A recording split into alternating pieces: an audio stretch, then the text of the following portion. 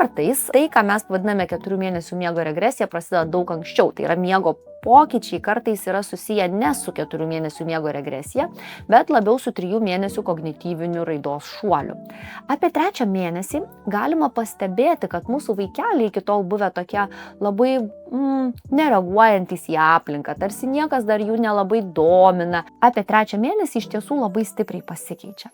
Jie pradeda sekti aplinką, jie pradeda tiesiog atrodo gerti į save įvairiausias patirtis, jos pradeda viskas dominti, viskas darosi įdomu. Ir dažnai mes pradedame matyti daugiau nubudimų nakties metu.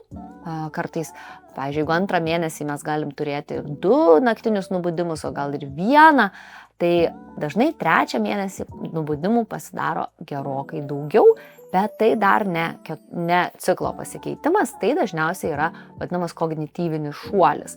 Todėl tas 3., 4 mėnesiai jie savaime nėra tokie labai jau ramūs miego prasme.